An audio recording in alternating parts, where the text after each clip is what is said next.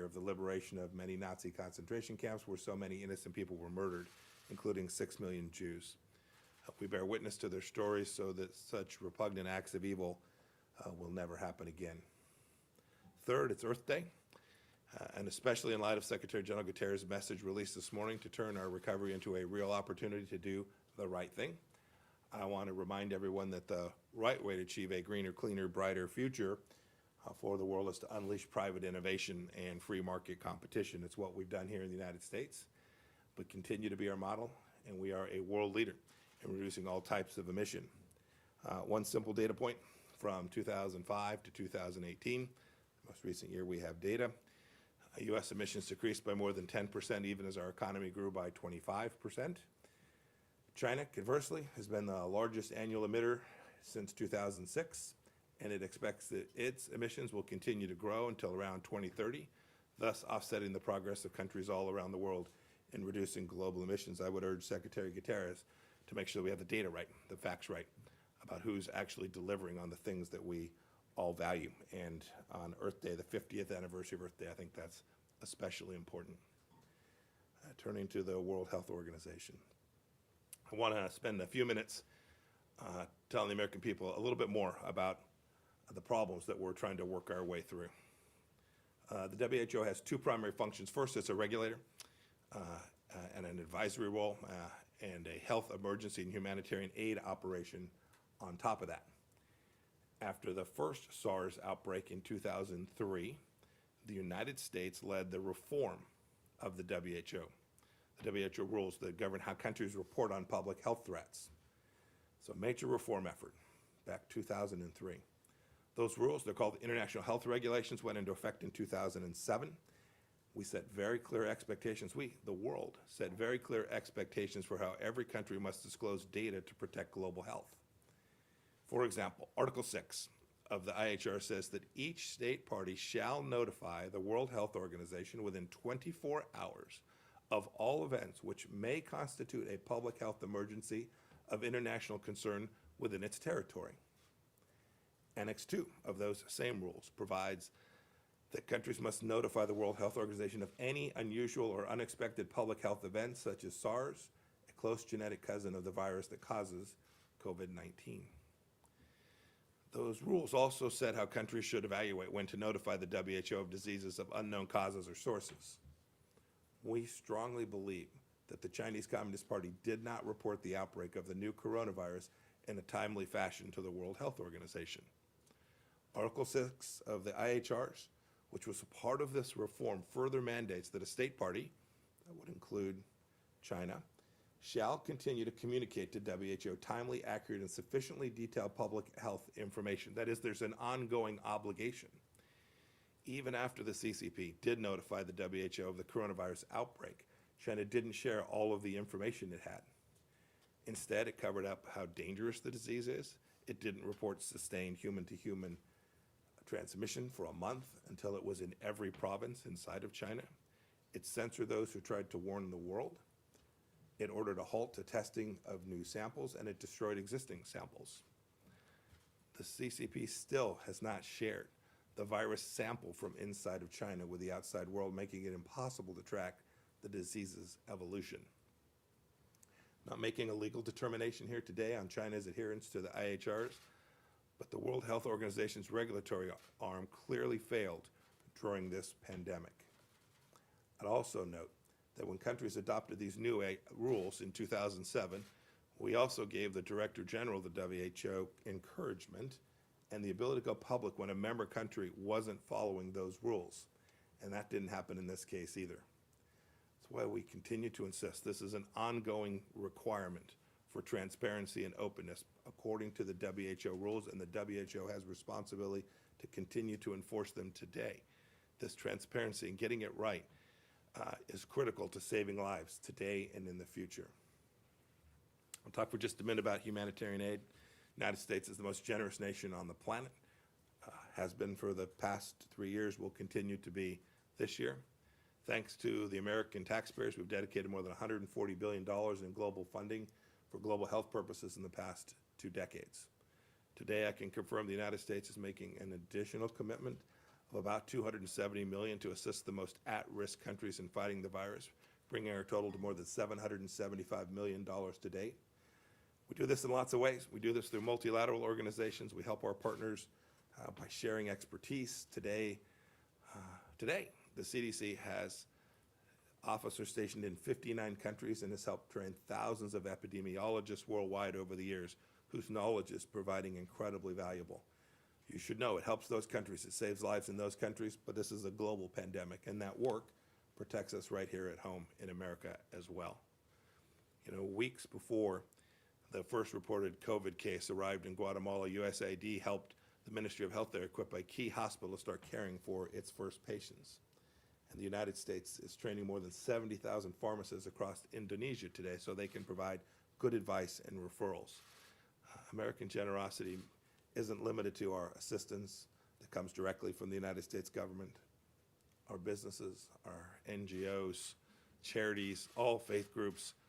This is an all-of-America approach to saving lives all across the world and protecting us right here at home as well. We estimate that the American people in CUME have given nearly $3 billion in donations and assistance just to fight this particular virus. America's global health commitments remain as steady as ever. Move on to a couple final points. I want to highlight two ways in which the Chinese Communist Party is exploiting the world's focus on COVID-19 crisis by continuing its provocative behavior. First, we commented on what's taking place in Hong Kong. We're amidst increased efforts by Beijing to erode autonomy. Law enforcement authorities have arrested pro-democracy activists, including 81-year-old Martin Lee. We've always said that China has an obligation to live up to its promises, its obligation. So I was speaking about the virus earlier, to live up to the rules that it put in place and it signed off on. We'd ask them to continue to do that here. You've also seen that the Chinese Communist Party is exerting military pressure on Taiwan and coercing its neighbors in the South China Sea, even going so far as to sink a Vietnamese fishing vessel. The United States strongly opposes China's bullying. We hope other nations will hold them to account too. Tonight I'll be in a phone call co-chaired by myself and my Laotian counterpart with every ASEAN member. I want to note too that we are now well along in developing the implementing policies required by the law in the NDAA of 2019, prohibiting use of Huawei and other untrusted vendors in U.S. facilities. Data that come into U.S. facilities will have to follow a clean path and reside in transit only through trusted systems, and we'll provide full details on that before too long. On Venezuela, as I've commented frequently from this podium, we're continuing to apply pressure on the Maduro regime, all the while seeking to provide humanitarian assistance for the Venezuelan people. As announced by the Department of Treasury yesterday, the general license, which allowed certain companies to maintain operations in Venezuela and PDVSA, expires today. The Treasury Department has announced a new, narrowly limited license for 7 months, which will allow companies that are operating there to begin their wind-down process. And with that, I'm happy to take questions. Okay, great. Nick? Thank you, Morgan. Thanks, Mr. Secretary, for doing this. Let me try Iran and China, if you don't mind. The IRGC today said that it launched a military satellite into orbit for the first time. Could that technology be used for ICBMs? And we've seen from Iran expanded nuclear capacity, Iraqi militia, rocket attacks, harassing of a Navy ship. In recent days, after the Soleimani strike, there was talk of reestablishing deterrence. Do you fear that deterrence has slipped? And on China, there are millions of PPE items stuck in China, despite the fact they've been bought by U.S. companies. Do you believe the PPE is stuck because of red tape, China trying to make sure the quality is high, or because China is actually hoarding them and keeping them from the U.S.? Thanks.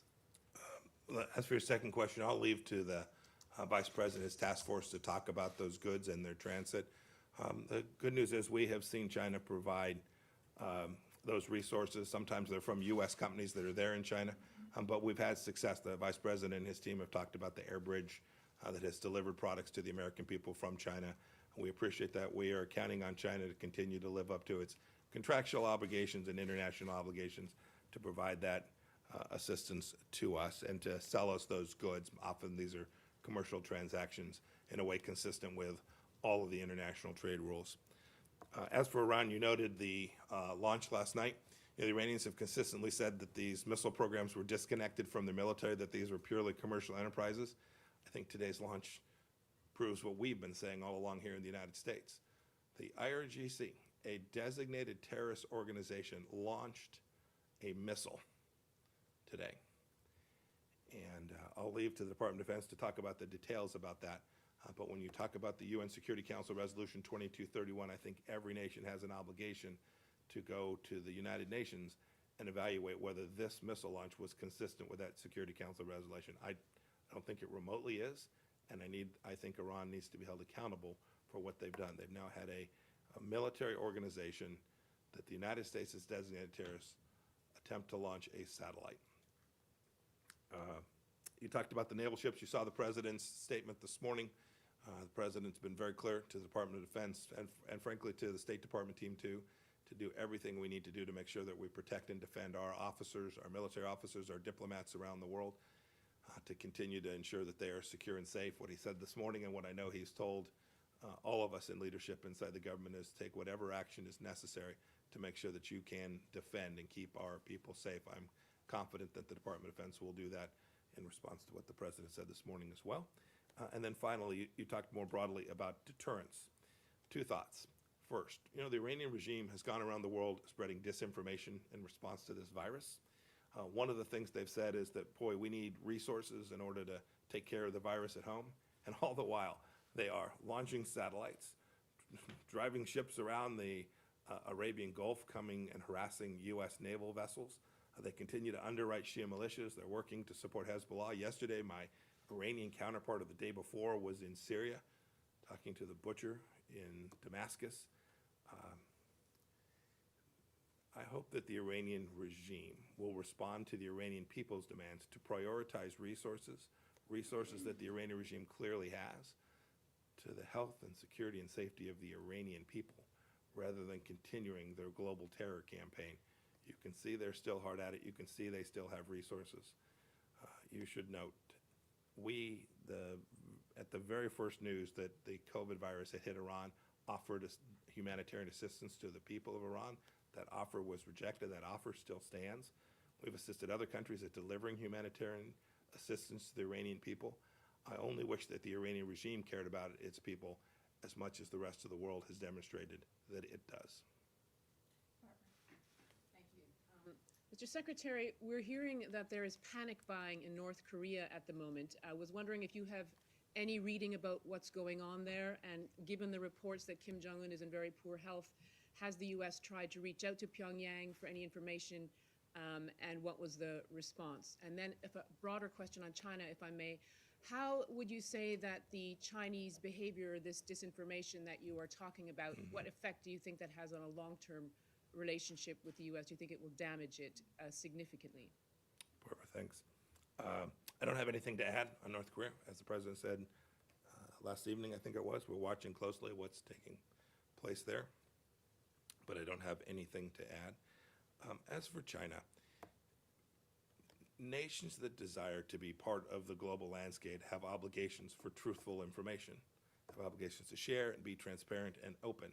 That's our expectation for every country. What I think you were referring to was you called it disinformation, seeking to transfer responsibility or to deny access to the world so that the world can figure out what's going on. You have to remember, these labs are still open inside of China. These labs that contain complex pathogens that were being studied. It's not just the Wuhan Institute of Virology.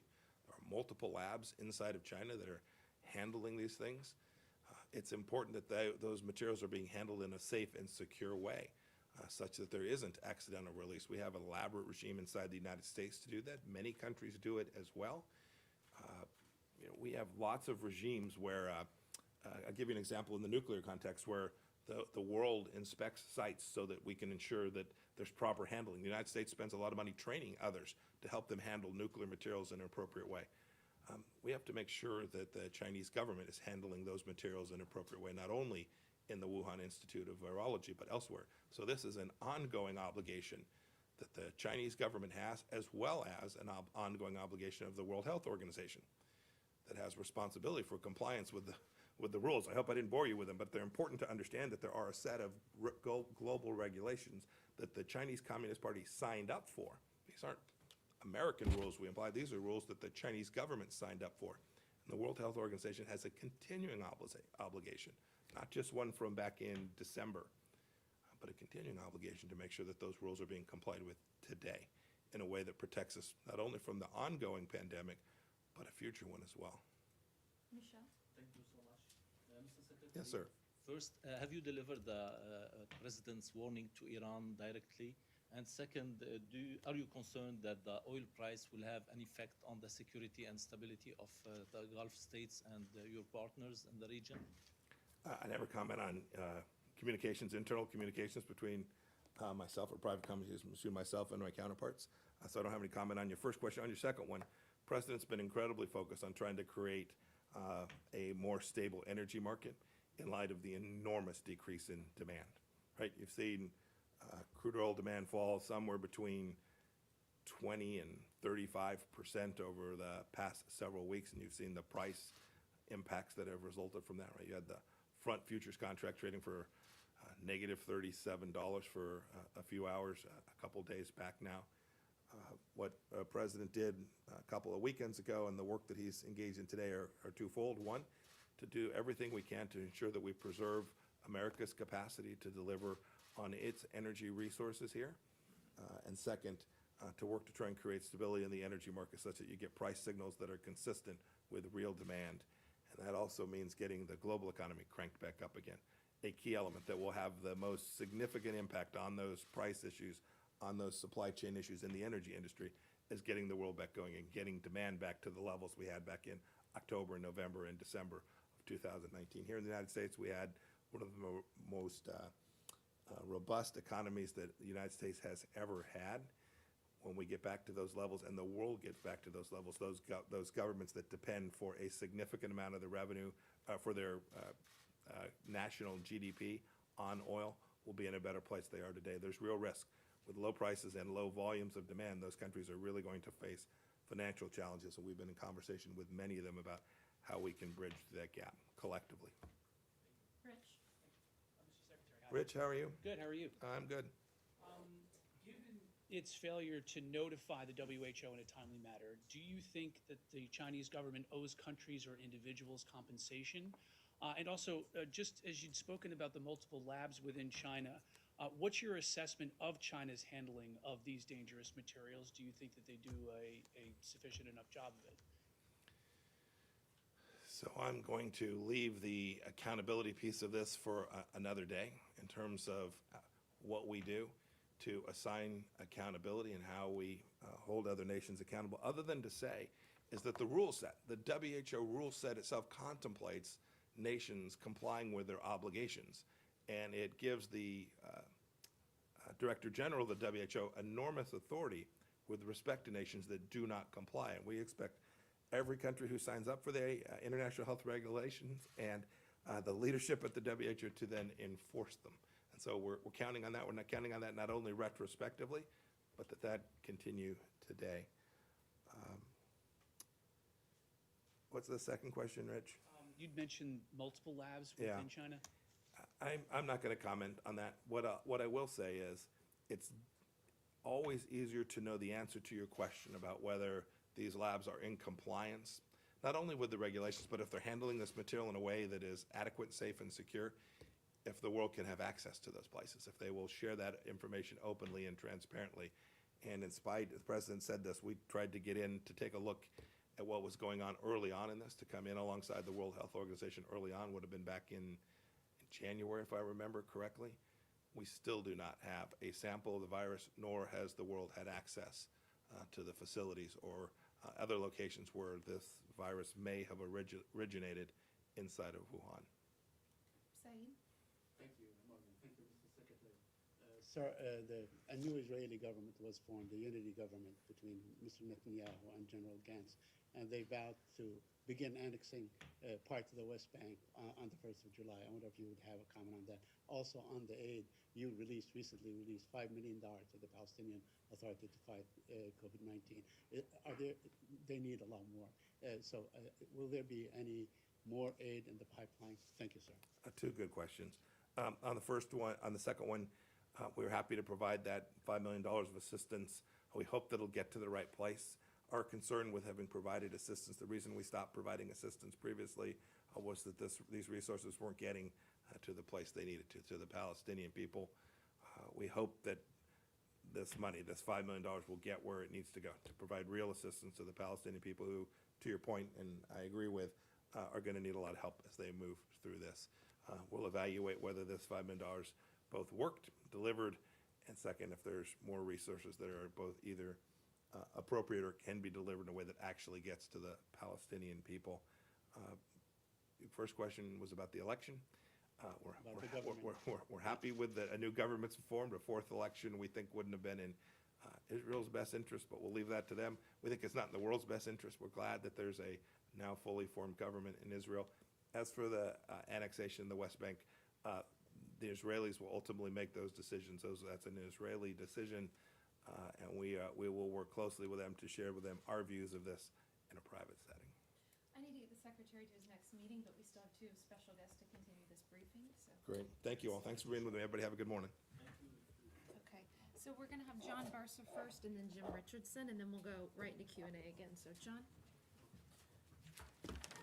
Good morning. Thank you for having us here today. For those of you who I have not yet met, my name is John Barca. I am the new acting administrator at USAID, and I'm deeply honored to have been chosen for this position. I would like to thank President Trump for the support and confidence he's placed in me with this charge. I look forward to working with him, Vice President Pence, Secretary Pompeo, and other leaders throughout the interagency as we lead one of the finest workforces in U.S. government today. We are here to discuss how the United States continues to demonstrate global leadership and help countries around the world fight the COVID-19 pandemic. With the $2.7 billion in emergency supplemental funding Congress has provided, USAID is working with the State Department and the CDC to provide assistance that strengthens health systems, meets emergency humanitarian needs, and mitigates the economic impact of the virus's spread. With the Secretary's announcement today, we have contributed a total of more than $775 million across more than 100 countries facing the threat of this global pandemic. Here's a little bit more detail for you on the specific pots of money that this announcement encompasses. It includes nearly $103 million from the Economic Support Fund account, which non-governmental organizations will use to implement a variety of interventions to support communities and countries. We'll also be committing $100 million in humanitarian assistance from USAID's International Disaster Assistance account to help meet urgent life-saving needs in crisis-affected areas, and $667 million in migration and refugee assistance to support displaced populations, which remain the most vulnerable populations to this pandemic. In every corner of the globe, the United States is lending a helping hand to countries that need it the most. Many of these countries are places where we regularly provide assistance. Our expanded presence in other countries demonstrate the extraordinary nature of this crisis. For example, on April 11th, the United States, through USAID, committed critically needed assistance to Italy to mitigate the overwhelming disruption the pandemic has had on the delivery of healthcare in communities and to help stabilize the country's economic situation. This assistance will help improve Italian citizens' access to essential healthcare during the current pandemic and support Italy's recovery.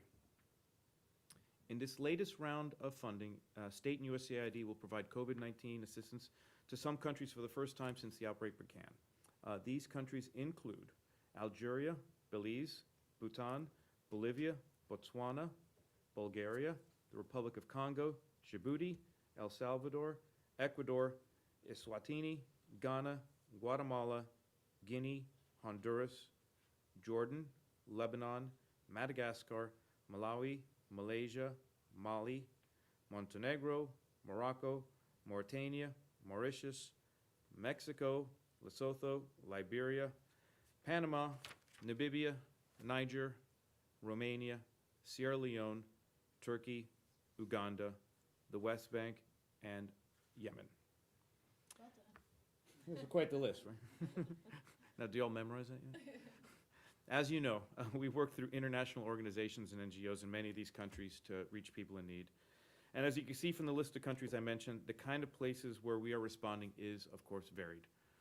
To make sure our assistance is as impactful as possible, the support we provide is tailored to each country's capacity and needs. Our toolkit of support includes investments that improve case management, disease surveillance, and public health screening. It strengthens infection prevention and control at medical facilities, bolsters laboratory capacity, scale up communications campaigns to raise awareness, expand access to water and sanitation, and more. America remains the leader in global health and humanitarian assistance.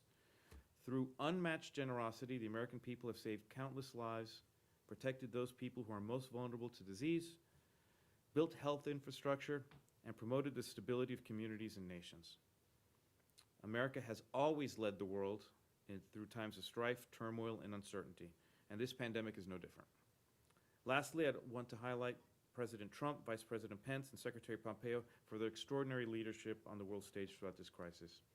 This all-star team and the rest of the Trump administration is working around the clock to stem the spread of virus at home and abroad, and they deserve our recognition. So thank you very much. Thank you, Morgan. I'm Jim Richardson. I'm the Director of Foreign Assistance here at the Department of State.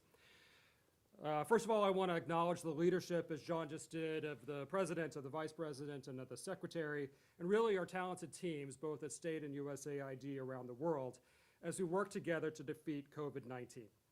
To put it simply, pandemics like COVID-19 do not respect national borders, and so that our response, our USG response, can't either. Through decades of U.S. global leadership in health and humanitarian assistance, we know that the smart and strategic investments are critical to our primary mission of maintaining the health and safety of the American people.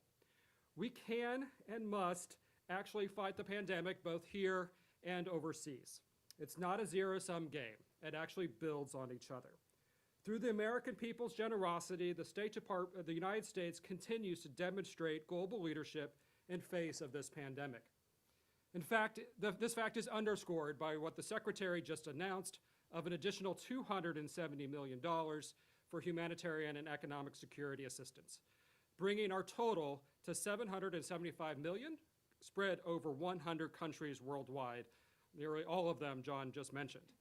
So we'll implement this funding through a strategic all of America approach to ensure that this world is safe from infectious diseases both today and also in the future. When it comes to our investments thus far, let me address a couple hot button topics that I'm sure you will ask me about. First of all, let's talk about Italy. We're providing $50 million in economic support to Italy, one of our closest allies and friends who has been at the forefront of the fight against COVID. These funds will help support the recovery of the Italian economy and support international organizations and NGOs, including many faith-based organizations, many of which are already on the ground saving lives. Second, the United States is also providing $5 million to the Palestinian hospitals in West Bank, Gaza, to battle the pandemic. The United States welcomes the ongoing cooperation between Israel and the Palestinian Authority to address the COVID-19 crisis and Israel's facilitation of goods and equipment to the West Bank and Gaza in support of this effort. Third, I want to talk about the Northern Triangle, El Salvador, Guatemala, Honduras. We're providing $7 million to help address this outbreak. This comes on top of what the President and the Secretary have announced of $258 million in targeted foreign assistance for these three countries. These funds will benefit both the United States and our important allies. By targeting economic assistance to regions with high outflow migration, we can help keep people at home while supporting and deterring illegal immigration to the United States. As you're well aware, the United States, last week, the President announced that we are pausing for the next 60 to 90 days funding for the World Health Organization while examining the failures to the response. First and foremost, this pause will not impact our commitment to fight COVID around the world. We are focused on outcomes, and as such, we are working with other partners around the world, including community and faith-based organizations, to get the job done. To put it in perspective, as the Secretary, I believe, mentioned, the WHO only receives about 4% of U.S. global health assistance every year. There are plenty of amazing and highly qualified organizations implementing these programs around the world. And to be honest, no organization, or country for that matter, is owed a single nickel from the American people. We provide assistance out of generosity and U.S. national interest. At the very least, the American people should demand that every organization we fund, every NGO, every contractor, and every multilateral is transparent, accountable, and results-oriented. And that's what this President's review will do. At the end of the day, this should be about saving lives, not about saving a bureaucracy. For more than half a century, the United States has been the largest contributor to global health security. We have built the foundations upon which the global health system is based, contributing over $140 billion in this century alone. In the face of COVID-19, our global leadership will continue and is once again underscored by what the Secretary has announced. And with that, we'll be available for questions. Okay, let's, you haven't asked one yet, right? Okay, go ahead. And CBS, if you have one, I think you go to that haven't gone yet, right? Okay, so I don't know who this goes to, but I'll throw the question out and you guys can decide. So with regard to the pause on the World Health Organization funding, what will determine if they get that funding or not? And who is actually leading the review of that funding right now?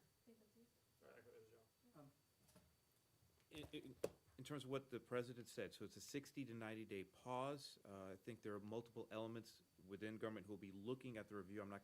We have nothing to announce today in terms of the internal review processes, how it's going to work out. Know that others who interact with the World Health Organization are contributing to the review process. Okay, but what is the review looking for? What does the World Health Organization have to do in order to secure its funding? As the President stated and the Secretary stated this morning, there's numerous questions in terms of the management of the World Health Organization, how they have been operating and holding member states accountable in their actions. So the review is going to be all-encompassing, getting to all manners of management and operation questions. And one thing that the Secretary said was that the World Health Organization has not highlighted the fact that the CCP didn't reveal what it knew about the coronavirus pandemic when it knew it. If the WHO does that, is that something that you guys are looking for? I'm not going to comment on any interim findings or discussions. I have to say we'll have to wait till the final review is done. Want to add anything? No? Okay, CBS? I have a question about cooperation with vaccine development. Okay. If I could. Vaccine development. Cool. Go ahead, ask it. Considering that several countries are working on a vaccination, and given that the funding has been halted to WHO, does that mean this will affect at all cooperation between WHO countries on sharing information about a vaccine, depending on who comes up with one first, or will the US step in to help facilitate cooperation on a vaccination? Okay, a couple of things to think about. First, let's talk a little bit about scale. As the Secretary and Jim mentioned, over the last 2 decades, the United States has contributed over $140 billion in health work. In 2018, the last year that I actually have actual figures, it needs to be noted that only 4% of U.S. funds went to World Health Organization. 96% of our funds went to other organizations. So during this pause, what USAID and other entities are doing, we're looking for alternate partners to carry out the important work. So be it vaccines, polio, or any number of health issues, by no means are we pausing our efforts to eradicate polio or come up with vaccines. We're going with existing programs outside of the World Health Organization, and we're looking for different partners. Barbara? Just some clarification on that. So first of all, I was wondering if there might be a carve-out for certain WHO programs like polio, but you're saying, no, there isn't. You're going to find somebody else to do the polio or to do those programs that you're committed to. And then I just have a few other questions as well, if you want to answer that one Okay, first. so I'll start with that one. So even before the onset of this pandemic, USAID was working, piloting a new partnership initiative to look for other regional community-based partners outside of the normal menu of people we work with. I look forward to next week expanding the new partnership initiative in a more formal manner. But what we're doing right now is we're looking for different partners right now in terms of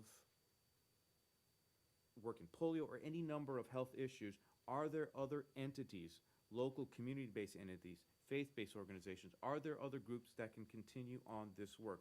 So part of the assessment that is taking place during the 60 to 90-day pause is to evaluate the availability of new partners to carry out this work. So know that, the questions you ask in terms of are there other partners for whatever program of interest, that's part of the assessment. So we're evaluating that now.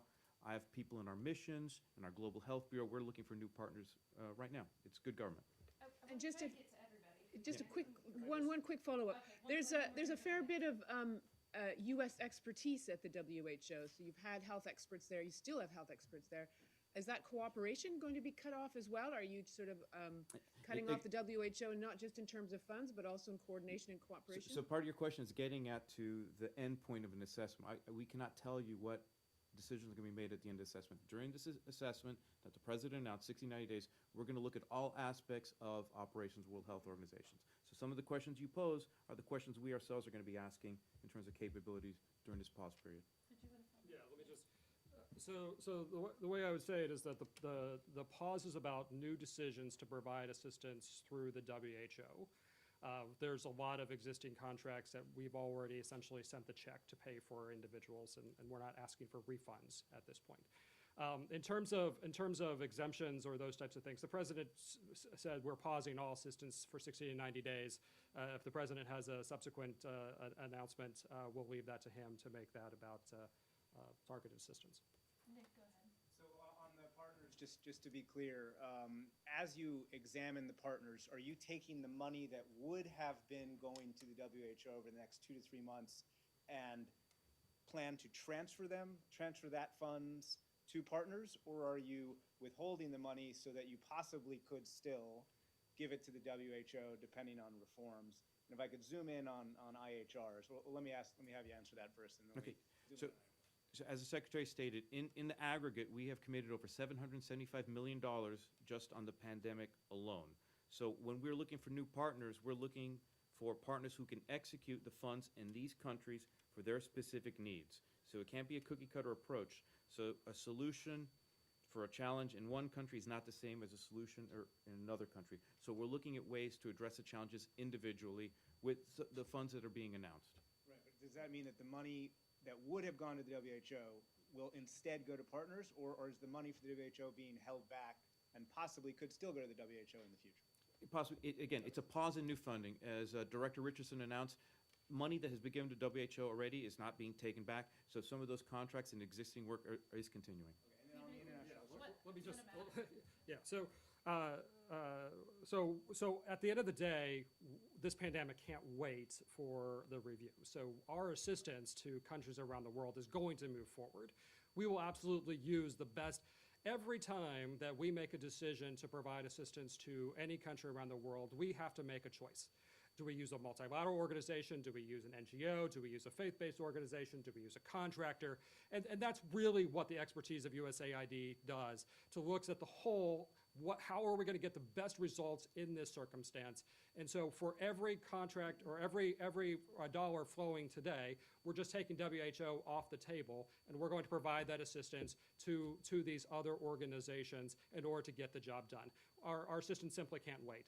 That said, we're going to have a lot of global health resources in response to this pandemic over the coming years. Congress has already provided an additional $2 billion, and so we'll look forward to continuing to make more announcements about funding over the next several months. And then quickly on the IHRs, on the international health regulations, as I understand them, there is no real enforcement mechanism. I know the Secretary talked specifically about the leadership being able to enforce them, but is one of the reforms that you're asking for to increase the enforcement mechanism, or do you believe that enforcement mechanism is already there, and therefore this is a true failure, not of regulation, but of the leadership? Well, again, we'll have to get back to you with the details on that. Again, so I'm not going to prejudge the outcome of any assessment. Saeed, go ahead.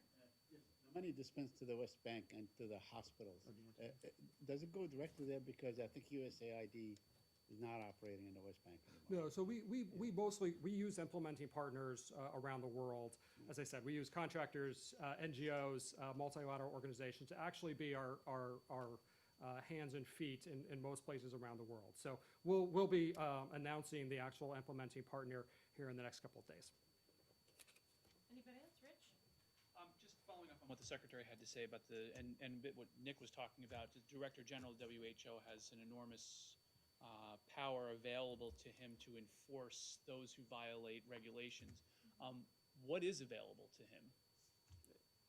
Well, as the Secretary stated, there are certain mechanisms which oblige member states to comply with agreements beforehand.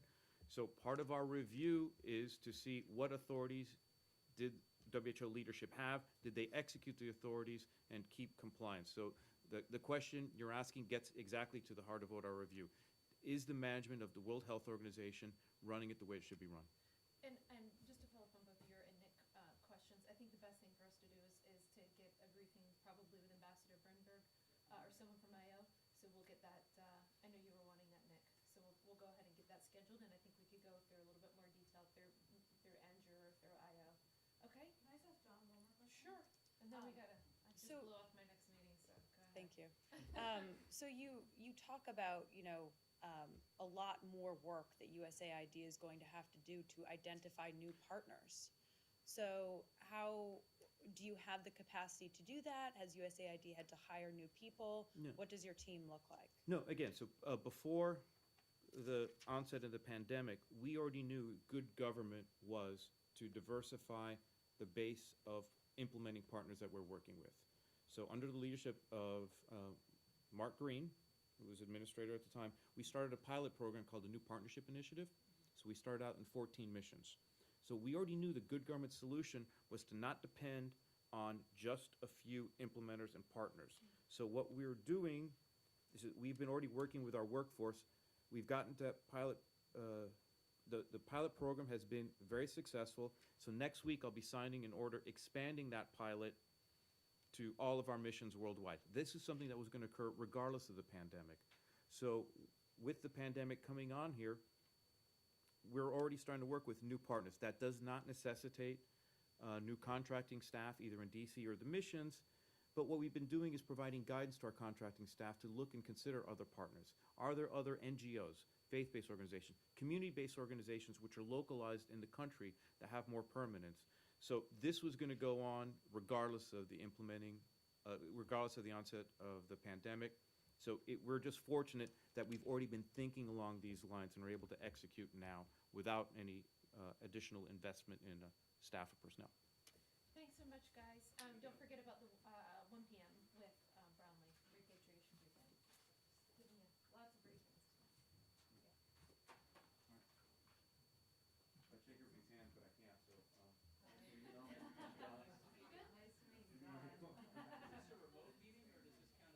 I guess, I don't know, man, I don't know. All right, take care, have a good one. Live Zoom. All right, thanks.